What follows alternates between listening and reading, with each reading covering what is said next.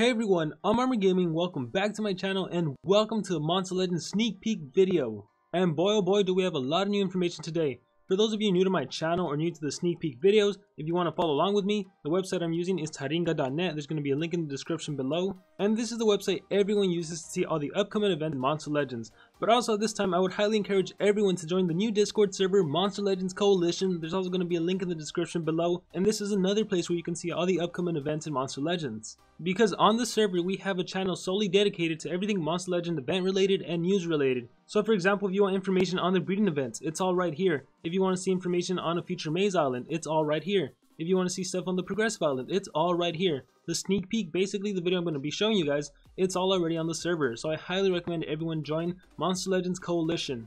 And I also want to take the time to give a huge thanks and a huge shout out to Edgy Potato and Lucius, as they have been helping me out tremendously, especially with the Monster Legends events and news channel. They're kind of the ones in charge of it right now, so a huge thanks to the both of you. And with that said, let's go back on taringa.net and let's see what new information we have here. So we have this ginormous monster. He's going to be a dark monster. More information on him later, I think.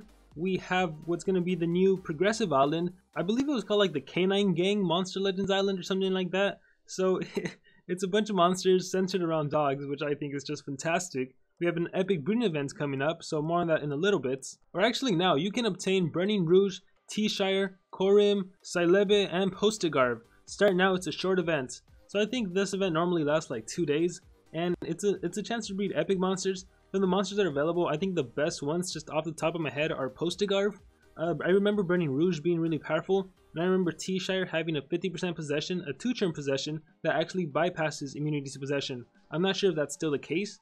If it is, that's awesome, because you can just give him increased accuracy, and then he can 2-turn possess any monster, even if they're immune to possession. But if not, I would highly recommend going for Postigarv, or maybe Burning Rouge. I have to look over his skills again. I just remember thinking he looks like Shalinar, but I don't know if he actually was like a little mini Shalinar. And we have what appears to be a premier monster, meet Borjork. High damage skills and self boosts galore.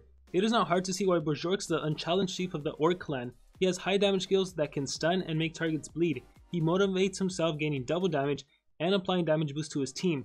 He can also gain life and stamina regeneration without losing any stamina. So he's going to have a life and stamina regeneration that costs no stamina. That's pretty cool. You should know that Borjork has a special hate for winged creatures. For this reason, he has a signature move he calls Winged Hater, which allows him to deal triple damage against all the creatures in Winged Bug. So he has a move that gives him Winged Hater, and then he also has another move that I guess gives himself double damage and his whole team a damage boost. So he has seriously, like, self boosts galore. He has the potential to boost himself, his teammate, like, immensely. And so let's see what other information we have. I think his skills are out. I remember people were talking about him being on the wiki. So if anything, I'll go on the wiki and do a little mini monster analysis on Borjork. Premier monster, find Borjork in the premier dungeon, so you get to fight him and see how he is. And then we have some pictures for the upcoming maze. And take a look at these monsters, they look pretty darn cool. We have one monster, a second monster. This monster looks the coolest to me. He reminds me a lot of Rabies. So I don't know if Rabies is gonna get like a family or something. But really cool looking monsters. That's one of the canine monsters. Let's scroll down. And we have the newest, the latest, the very last Nemesis monster, Nemesis, Talos. I don't know how the pronunciation is gonna be. He kind of reminds me of one of those like there's like these artificial intelligence dogs that they're releasing. I don't know. Whatever. He's a robot, right? If I didn't know any better, if I didn't know that he was a metal Nemesis monster, honestly, the yellow scheme, I would have thought he's the Thunder Nemesis, but no, yeah, he's the last metal Nemesis monster. So there's going to be a metal version, a nature version, a magic version. I mean, he looks like he's going to be crazy fast. Just looking at his design, he's very slim. He looks like he's going to be an attacker for sure.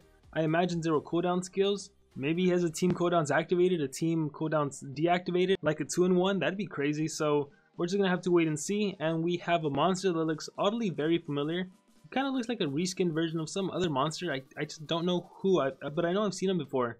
And then once again, we have one of the monsters from the maze, from the future maze. I guess we're going to have another like sinister maze, another evil maze. We have Monsterwood Crazy Days. I love these. Yeah, you have to watch a lot of ads, but look at the rewards on these Monsterwood Crazy Days. These special rewards include Speed's level 6 runes, a silver relic chest, an epic monster chest, and 40 Bella cells. That is a lot of good rewards, and last time I was scared that maybe you would only get 1 or 2 of them. No, that actually wasn't the case. I remember I got like 4 level 6 runes from this event, and the silver relic chest and other stuff, and I got the 40 Borjork cells like 3 times, so I got 120 cells for him. It was a crazy good event, and I know there was a glitch where some people got like only Borjork cells, and that's pretty crazy. But anyhow, let's see what else we have. A VIP collection chest, all 9 VIP monsters together in one chest. What the heck? So if you've never bought a VIP monster, but you want to get all 9 of them in just one single chest, there's going to be a chest just for that. I wonder how much it's going to cost. So originally they came out for $20, and there's 9, so that'd be $180. Maybe they're going to do some discounts, so maybe $150. $150 for 9 VIP monsters. It's up to you to decide whether or not it's worth it. Personally, I think the Nemesis monsters just completely outcast the VIP monsters. Not to say the VIP monsters aren't good, you know. They're always going to be inherently good since they have the Borjork trait. But then you get Nemesis monsters like Lum, like Sammy, like Faraday to counter extra turn monsters, and they are like on a whole different level. And Zyron, how could I forget Zyron? Zyron and Sammy especially. So VIP chest, it's going to be up to you to decide whether or not you want it. And there's going to be a new trait called Orc. All status effects have a 25% less accuracy against it. So it's stronger than the Hardened that we're used to, and it's weaker than Tough. It's a 25% less accuracy, so you have a 1/4 chance to land an immobilizing skill, a DOT effect, any negative effect. That's pretty cool. No complaints from me there. And then we have Titan. This is going to be specifically for the Titan monsters. It does not use stamina, predefined churn, so basically you're not going to be able to stamina drain and be like, ha, I denied you, Titan monster. Nope, they're still going to attack you. Meet Shork. This is the current monster released in the team race. And down here is some pictures of the upcoming Progressive Island. More on Shork. Sells at Monsterwood. Ooh, this is cool. So I guess there's going to be sales for these monsters in Monsterwood, which is great because the Nuclear Winter Maze just finished and not everyone was able to get every monster. So this way we'll be able to get some sales, and then we can trade with our teammates or just hold on to them, and next time they're available in the Monster Cell Lab, we can buy some from there. So that's pretty cool. Free sales. And then I skipped a bunch of old information, but I just want to reiterate this. Gangs of Monster Legends, a new island with 3 new monsters. The war of Mafia gangs in Monster Legends is on. There's a new group of monsters who are determined to take over the black markets in the game, the Canine Gang, which is why there are a bunch of dog monsters, dog-related monsters. And let's start looking at some of those. So we have L Canine. L Canine is going to be a light legendary monster. Finally, it's been a while since we had a light legendary monster. I think the last light legendary monster, I think it was Cloud. That was quite a while ago. So this is going to be the monster. Love the design already. Take a look at him. This is L Canine. And hopefully he's pretty good. His ultimate, I feel like he's going to be, typically light monsters tend to be supportive monsters. They tend to have a lot of heal skills, removing good effects, removing negative effects. But I think this monster is going to be an attacker. Hopefully that is the case because I am looking for a new light attacker that I can add to my team. We also have Carlo Gambino. He's going to be a dark legendary monster. And I just love this monster's face. Take a look at that adorable little creature. Let's move on over. Let's see if we can find his adult form. And he still looks amazing. Look at him as his teenage. Look at that face. Oh my gosh, he's great. This is going to be my target monster for sure. I need to make sure I get this monster. Oh gosh, look at him. Oh my gosh, he is so great. He is so great. Whose ever idea was to release canine monsters? Good job. Seriously, look at him. Good job. And let's take a look at his ultimate. This monster is vicious. He ate a whole car. What the heck is this monster? He ate a whole car. Honestly, he looks like he can be more of the tanky monster, but I don't know, his ultimate looks like an offensive skill. And then we have what's going to be the epic monster, Bonnie Bark, Darkened Fire. And let's take a look at this monster, a female monster. And honestly, I have high hopes for this monster. Just about every single new epic monster that gets released is really darn good. So hopefully she is too. Hopefully she has an AoE ignition, maybe an AoE ignition and bleed since she's fire and metal. You never know, like, Social Point is making the epic monsters pretty darn good. And then as for the epic monster for the upcoming maze, Solfagus, he's dark and magic. And take a look at this monster. He looks really darn cool. Again, he reminds me a lot of Rabies. The monsters from this upcoming maze, they all remind me of a lot of Rabies. So maybe they're all going to be a part of the family's book or something. I don't know. But yeah, this is the epic monster, magic and fire. That's an interesting combination. So I'm really eager to see what kind of skills he has. Is it going to be like random negative effects? Is it going to be random DOTs? So including ignition, burning, something like that. That could be potentially really, really good. Is he going to have healing, or is it just going to be random negative effects? I don't know. So eventually we will find out. So like this skill right here kind of looks like it can be a life steal skill or like a stamina steal. I don't know. Let's move on. The inheritor. So we have a new fire monster, and that egg honestly reminds me a lot of another egg. I think it reminds me a lot of Postigar. Does anyone know what I'm talking about? Maybe I'm just being crazy. But this is a monster that I really, really like, and that I perceive is going to be the last monster in the event. Also, for some reason, when I was looking at him, He reminds me a lot of Shelnar. Maybe it's the wings and the tail. But maybe he's going to be, if he's another fire monster that has an extra turn skill, even if it was like a damage boost, a 50% damage buff, and if it gave him increased accuracy, I think he could be crazy good. But he definitely looks like he's going to be an attacker. He's definitely not going to be a supporter. And so I am really looking forward to this monster. I mean, that looks like a buff skill right there, a self buff skill. Oh my gosh, I don't know. But unfortunately, like I said, he's probably going to be last. And if that is the case, well, I'm not going to be getting him. And unfortunately, a lot of players won't be getting him either. And now let's take a look at his ultimate. So he smashes the floor, a ring of fire appears around him. And then I guess this torches all the enemy monsters. And so I imagine it's going to be some strong AoE fire-based attack, maybe special-based attack. So yeah, really looking forward to those monsters. More on the Metal Nemesis monster, that premier monster. I believe it's a Titan. And I thought there was more information. Let me keep scrolling down. More on the canine monsters. Oh yeah, those are the different forms. And as you can see, wait, what the heck? Why does that look so weird? Why does the nature version have actual design to him and the other two don't? I don't know what's going on anymore. But yeah, we have this monster again, and once again, this is a monster that to me looks like a reskin version of some other monster. If you guys know who I'm talking about, let me know in the comments below, because I could have sworn I've seen this same design like somewhere else. But yeah, let me know if you guys know what I'm talking about. Here we go, Titan Beefio. So Dark Legendary monster, and let's take a look at this. He looks adorable. He doesn't look like, when I was thinking Titan, I was thinking like Cryoton. Maybe that's because we were bombarded with the new Titan events gonna be released when Cryoton was released. But he doesn't look that bad. He doesn't look like that menacing. But yeah, this is the new Titan monster, I guess, called Beefio. He's going to be a Dark Legendary monster, a Dark Titan. And I think that's enough on him. Let's really quickly examine Borjork. So power is 3608, which is insanely high. Definitely one of the highest powers in the game. I think it might be the highest for nature for sure. Oh my gosh, it's really high actually. I know Rador has the highest power at 3804. And I know quite a few Nemesis monsters have 3600. So 3608, I feel like this is definitely in the top 10, maybe the top 5 highest powers. I mean, my goodness, if we don't include any Nemesis monsters, I think this monster has the 3rd highest power. Because I know Worker Hulk is super strong, but his problem is that he's super slow, so he's not even usable. But I think Worker Hulk does have a higher power than 3608.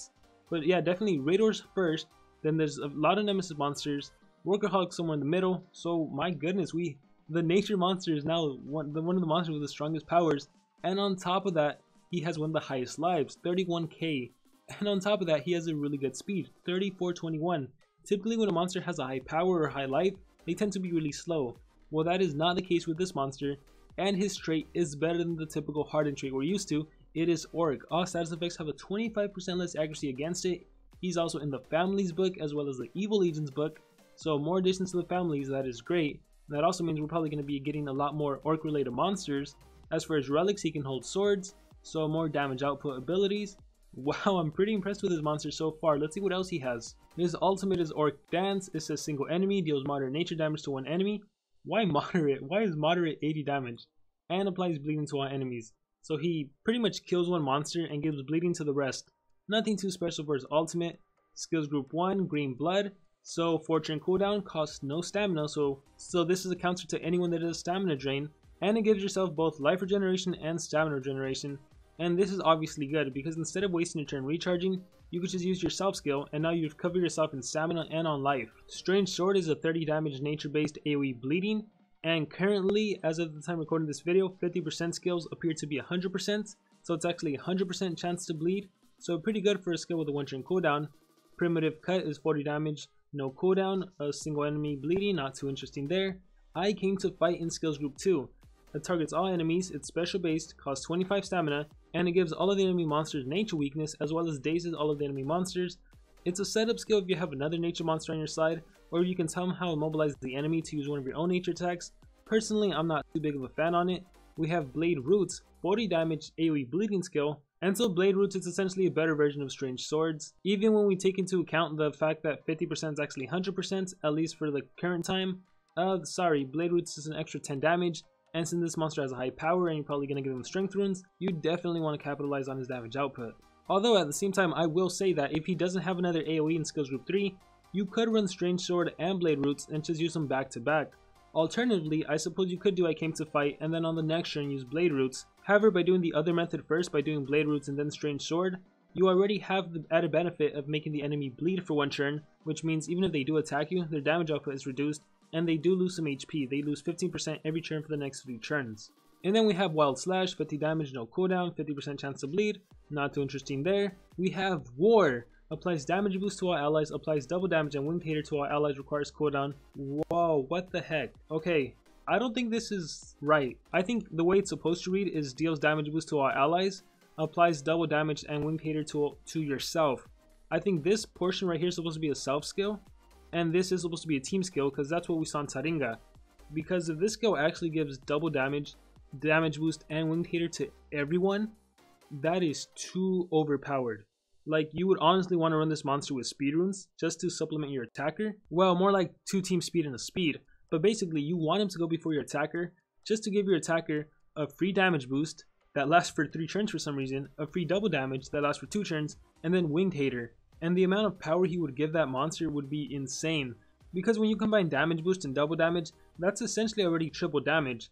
So then if you're fighting winged monsters, which gives you triple damage again, that's essentially 9 times the amount of damage you would initially deal. Like, at that point, do you even need strength runes? Probably not, and you can kill any winged monster like nothing. And then even if you have a low level strength rune, just that added benefit from the damage boost and that double damage, that is going to give you enough boost to pretty much kill whoever you want. So War right now appears to be insanely overpowered. I am pretty sure it is not correct the way it's on Wiki. And I'm not blaming the Wiki by any means. They get the information from Monster Legends himself, I believe. So it's not their fault, but I just feel like they just have a mistake right now because that is ridiculous right now. So, gosh. And I mean, even if you don't look at Winged Hater, if you don't even take that into consideration, just the fact that it's damage boost and double damage, it's triple damage for 2 turns with no negative effects. It's even on a 2-turn cooldown, which is really bizarre. Gosh, this skill is ridiculous. What the heck? But moving on, he has Cruel Chop, 60 damage, 1-turn cooldown, and it says bleeding, so a strong nature-based attack. And he has This Is an Orc, 70 damage and a stun skill. Which begs the question, why does a 70 damage skill on a monster that has 3600 power even need to stun? And the answer is, it doesn't really need to stun. Like, you can imagine that this skill is pretty much going to one-hit whatever monster you attack, and the added benefit to having stun is even if for some reason they do survive, at least there's a chance to get immobilized. And so as far as for skills right now, I would say This Is an Orc, War, and then Blade Roots, the AoE bleeding skill. And as for the final skill, I would probably say Cruel Chop, but then some of you might want to run a 0 cooldown skill just in case there's monsters that do cooldowns activated. Oh, you know what, I was going to say maybe you want a special based attack, but he actually doesn't have any. So some of you might opt out for Wild Slash as opposed to Cruel Chomp, and that's completely up to you. And actually, instead of Cruel Chomp, some of you might just take Green Blood just to have that life regeneration and stamina regeneration and some way to counter anything that drains your stamina. So definitely This Is an Orc. I think anytime you have a skill that can one-shot an enemy monster, you want to run that. War, a supportive skill, a crazy great supportive skill, you definitely want to run that. Even if they do nerf it, or even if it's like only you get a damage boost and double damage, that is still so powerful. So yeah, you're definitely going to want that. And then AoE bleeding, that's always really nice. Oh, but oh my goodness, I'm so blown away by the way it's worded right now. And then like just taking a look at his, well, you know what, he's not in any like winged book. I mean, that'd be dumb if he was in a winged book. But there are winged monsters in Evil Legions, and there's probably some winged monsters in the Families book, but definitely in Evil Legions there's a lot of winged monsters there. Gosh, why does he have crazy stats? Like, those are insanely high. And that trait too, like, oh my gosh, I'm really liking him a lot. I really am. He's a nature monster with no special based nature attacks, but I can forgive him because of that 70 damage, those stats. War, okay, I'm liking this monster a lot. And now's the part of the video where I ask you guys, what are you most excited about? Are you excited about Borjork? Are you excited about the gang's Monster Legends? Are you excited about the last Nemesis monster? Or are you worried because now what's going to be the next thing they released? We had VIP monsters, we had Nemesis. What's going to be the new pay to win thing that are overpowered because Nemesis monsters are already insanely overpowered? Are you excited for the next breeding event, the epic breeding events? If so, who are you going to be going for? Let me know everything in the comments below. I am really looking forward to hearing your guys' thoughts on everything new in Monster Legends. And once again, remember to join the new Discord, Monster Legends Coalition.